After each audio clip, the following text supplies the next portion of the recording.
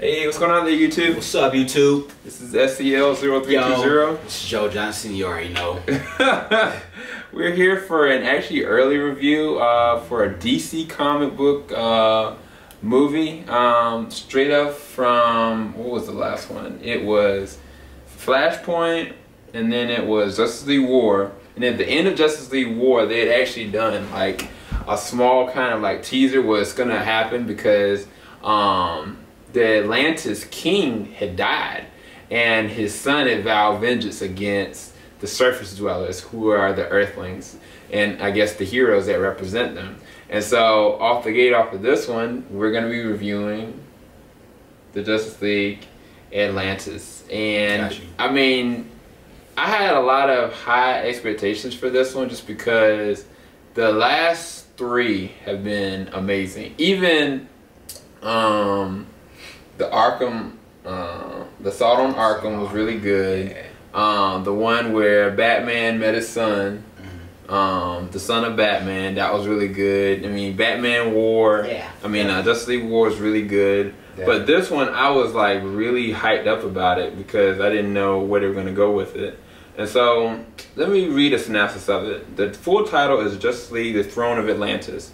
This is the synopsis. In the aftermath of the Justice League War, the world is at peace, or so it seems, when Atlantis attacks Metropolis for the death of their king, but the Queen has different plans and requires the Justice League to find her lost son.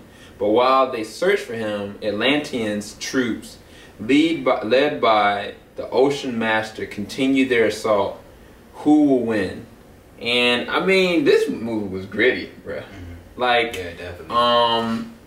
To me, I feel like DC have got it right in the way that they cultivate their animation and their action sequences. Like, they, in my opinion, they mimic a lot of stuff that's going on with the anime of the old, you know what I'm saying? Like, where there's no holds barred. Like, when you see a fight sequence, like, there's a character in it, I forgot her name. It was Mira?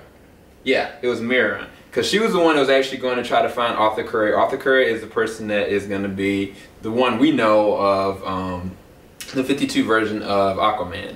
And when Mira went into the scene, there was a point where she was in a fight sequence, and she was just slicing people up with water. Like, she would either turn them, she would go and make it into solid ice and use it in such a way that it was like a blade. And I was like, man, this is like taking Avatar, the Airbender, and like adding like gore and thematic, but the way they did the stylization and the way they did the fight sequences was really well done for all the Atlanteans, but especially Mira and even with Arthur. What did you think about, I guess, the animation style of the violence of this one? Because to me, the tone felt a lot darker than I would have expected, even more so than War. I mean, like you said, it was definitely more gory. Then actually, it fit the story well, I think. It did. And gave it like a more serious kind of tone. It was, I mean, it definitely had like some tragic aspects in the story, you know, as far as taking place within the kingdom, you know, some like factions who want to like take over. Well, I mean, yeah, so I mean, it's, if they didn't have that part, that like the gore in the story, I think that, you know, it will probably be a lot less impactful. Yeah, just because like, was it the Queen who actually is on the throne right now? You know. Oh, Arthur's mother. Yeah. So she's actually like taking, you know, trying to take up a stance, you know, against the war and going for peace. And like the way that, are we doing spoilers? No spoilers. No spoilers. Let's just say there's some bad people in her ranks who don't like her policy and her foreign policy. Yeah, I'm gonna leave it at that. So the gore plays a good role in ties to that, with not revealing too much. Yeah, I mean, with there are certain things that happen that, I mean, even the first sequence, right, when Arthur is drunk because he just found wind that his dad just died, and he feels alone, and he has no recollection of his mother. And these guys try to attack him. He's sitting there just talking to a lobster. And these guys are attacking him, and they're doing nothing to him. I mean, they are beating him down pretty bad. Some of them start taking out weapons and stuff like that. And he's just tossing them around like they're rag dolls. And it's really gritty, really gory, but at the same time, you can tell what kind of person he is, because honestly, the amount of strength that he had, he really could have killed all of them very quickly. But that wasn't his motivation. It was really just to burn off steam. And he was really distraught and really saddened. And even there was a small scene where you saw he was at the lighthouse where I guess he was living with his dad, and he just starts to weep. I think that there are certain tones with that there was levels of sadness and then happiness. One thing that I didn't, well, I'm not gonna go into the not likes right now. I'll just say this: I like the way they did the stylization and the animation form of this one. It played homage to the older ones that they had done, and then the last three they've done, it looked exactly like that. So I'm really happy about that. So the animation I really like. I mean, the fight sequences were on par, and even the underwater stuff, they used a lot of, how do I put it? When they did the Cyborg thing, when Cyborg was actually using his mirroring to actually show what was happening in certain sequences, I thought it was really cool. They hadn't really done anything like that as far as just seeing what the capability of certain these different heroes with this. So before we go into the story, I guess we'll talk about performances of different actors. So Rosario Dawson, she plays Wonder Woman. Nathan Fillion from Firefly plays Green Lantern. Christopher Gorham, he plays the Flash.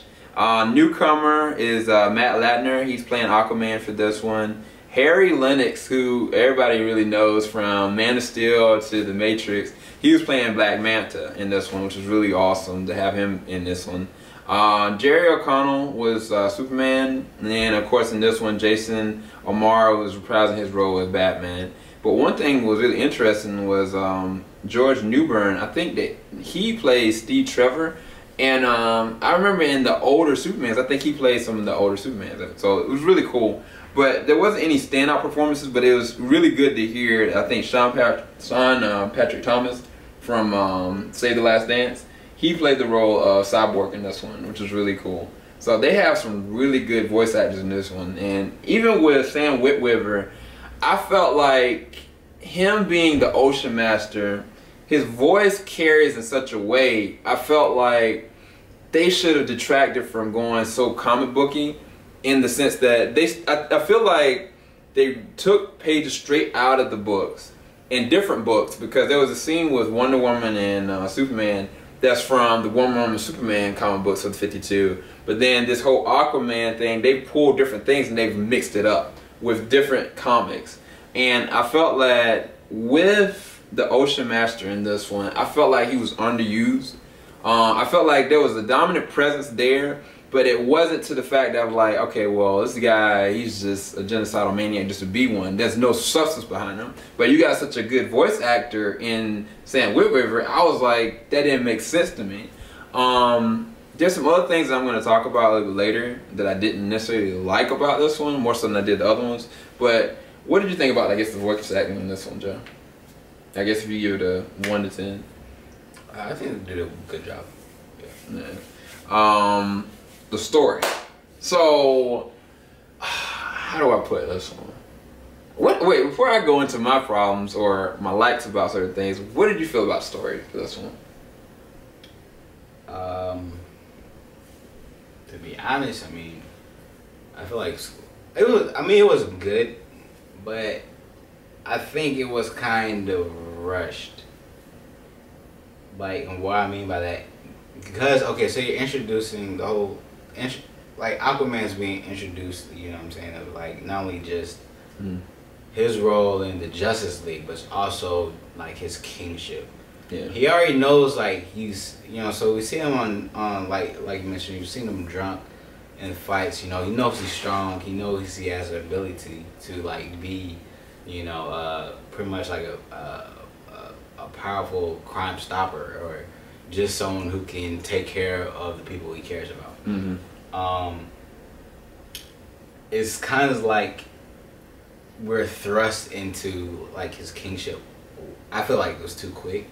But at the same time, given the situation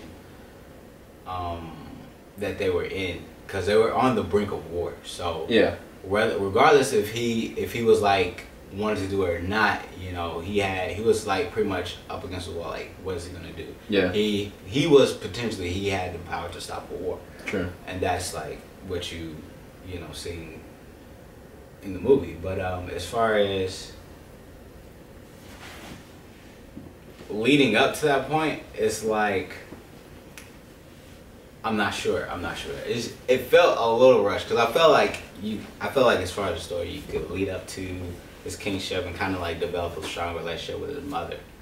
You know, before everything takes place, like, you know, his mother's background war and his background war, and I think the development of how those two characters would meet, I think that could have been developed a little bit more. Yeah, I mean, to piggyback off what Joe was saying, I think that they took extra care with trying to present the 52 version of Aquaman to us, so that he's likable and something that we can identify with. And I think that they felt that they didn't have to revisit all the other characters that are in the Justice League in this one, because I feel like they were kind of underused in this one. It was really more so about Aquaman, and they took a really good turn with that. But like Joe said, they kind of had to rush it given the circumstances. And there's certain actions that happen. There's somebody that dies, and you find out that this other character is there to pick up the pieces to fill them in into who they need to be. And this is really trying to help out Aquaman and the reason why they're trying to do it. And another thing, I think that when we were talking about with the mother aspect, there's a character that by the name of Mera that you find out later on, she's the person that like Aquaman is going to be married to. And so it makes sense why she's the one that's kind of helping him and protecting him and guiding him, whatever stuff. And even with you finding out that the person that's doing all this is related to Aquaman, this is half brother, you're finding out that there's a lot of dissension going on. And there's certain villains such as Black Manta, and then even like the Ocean Master, that they're really significant villains that they can't treat as long a period of time, because this is not just a standalone Aquaman movie. This is a Justice League movie. And so they kind of rush through how, okay, you have somebody that at a certain point comes into power that's not Aquaman's mother, and you can tell they do not fit this role. So who else better to lead would be Aquaman? It would only make sense. And so if not this person that's a genocidal crazy person, then definitely Aquaman would make a better choice than what we have. And so, I mean, that makes sense, I guess, for given to the story. But I think this is what they really should have done. They should have just made a 52 Aquaman movie just by itself and had the Justice League at the end introduce themselves into, okay, this is what's going on and I'm here to help. Or even like he don't find out what's going on in the surface until a certain point that, okay, the Justice League are the ones that are helping on the outside and the war is going on outside, and he has to stay down there to help everything out there. I think that it could have been done a different way. And for me, I felt like I said, I felt like a lot of the Justice Leaguers were really underused. I felt like Batman really didn't need to be in this movie necessarily. Shazam, I didn't feel like he didn't need to be in this movie. I think that Wonder Woman, Superman, Cyborg, they were the ones that they kind of catered to show the different side of their 52 universes and different aspects of it. But then even like Cyborg, I was looking and thinking about, okay, in War, you introduced that Cyborg has issues and dissension with his father, but then you see that with Cyborg in this one, he starts mimicking some of the same mannerisms that his dad does, but then he's not having a connection with them. Why is that? Why can you not go into that a little bit back a little bit more? And because everything's going on with the Aquaman side of it, you don't see that. And even with like Wonder Woman and Superman, like in the 52 comics, they are a couple. And Lois Lane is not in the mix. She's just there. And so how does that really look? Like cinematic wise, we haven't seen Wonder Woman and Superman together. It's always been, if you remember Justice League, Joe, like it was Batman and Wonder Woman, if anything. Like Wonder Woman was like geeking out over Batman. And even before then, it's always been Lois and Clark. And so to actually have the opportunity for the first time to have Wonder Woman and Superman like together as a couple, like they could have went so many different levels with it, which I think they'll probably save for a later time. But I mean, to me, I'd have to give the movie a 7.5 out of 10, if not an 8 out of 10. Just because I felt like certain things were underused. They focused really good on the Aquaman side, but it was kind of rushed. And then some of the comedic stuff didn't work this time as much as the older stuff. Like, even in Flashpoint, that was a serious messed up situation, but when there was a funny moment, it was funny. And I mean, I think there was a point in this movie where I think it was Green Lantern. He went to go try to find Batman, and Batman was just kind of talking to him and stuff like that. I was like, this banner didn't make any sense. It was like a waste of a scene, you know what I'm saying? That's just me. And y'all know me, like, I love Batman. I love, like, Justice League. I have to be real with this review that I enjoyed the movie, and I'm gonna buy the movie, and I definitely am looking forward to the new one that's about to come out, which is Batman versus Superman, not Batman versus Superman, Batman versus Robin, which I don't know how that's gonna go. And then the next one I think is the Justice League something. I forgot the name of it. But there's a new one that's coming out right after this one, and it's a continuation, because at the end of this movie you see a whole nother villain that plays a role with everything, and so that's gonna be a whole nother level of different stuff, which I'm excited about. But yeah, I had to only give that, I give it an 8. I give it an 8 out of 10. I really enjoyed the animation. I really enjoyed like having these characters back and continuing in a universe. It's almost like having Justice League on TV all over again. And I'm looking forward to seeing what they do more with these characters. I mean, they haven't let me down. I'll put it that way. The movie didn't let me down either. It was just certain things that they really should have changed in how they developed it. They should have either had 2 different movies with one set aside Aquaman, the other just for the Justice League, or done it a little bit better, in my opinion. But what was your take on that, Joe? I mean, I definitely. I mean, don't get me wrong. Like, it's a good animation, good film. But yeah, there's something that they could have did better and capitalized on. You know, it was good, but it didn't wow me like some of the other, you know what I'm saying, DC films and DC like Justice League movies. Yeah. Just didn't have that wow factor that I was expecting. But they did a good job, especially concerning like Aquaman's character. I think they did a good job. Yeah. So in that area they did a good job. But as far as I think they could have pushed this movie a little bit farther. Yeah, I agree. What do you give it as a number? I give it let's see. I have to give it a 7 or an 8. You know, I give it a 7, and not a bad 7. It's a good 7. Mm-hmm. But I mean, I don't know. I'm more so indifferent about this one than I am about some of the other ones. But yeah. Okay. So yeah, I mean, this is our early review for it. Hopefully this like helps some of y'all out and thinking about like either buying this or either getting it. Even if y'all got it, y'all might have a different fresh perspective than what we had. So leave your comments below, most definitely. And definitely if you liked our review, please leave a like below. The new movie that's coming out is Justice League Gods and Monsters. It's coming out July 2014. It doesn't even notice about a plot or anything like that. But I guess it should be pretty good considering I think Bruce Timm's going to be a part of it. And even with the Batman versus Robin, I think that one's going to be about the Court of the Owls, which is going to be really crazy. Which I think Thomas Wayne's going to be back for that. Anyway, that is our review for the Throne of Atlantis, Justice League. Hopefully y'all enjoyed it. Oh, by the way, everybody out there, for liking or even commenting on my very first music video review, I really appreciate it. Like all y'all's comments. I haven't even had time to really comment back to y'all, but I was really nervous and I actually had to do another take with it, to be honest, for the first time. But I really enjoyed it, and if y'all want me to do more, please let me know, or if you want me or Joe to do more, then we'll definitely do it.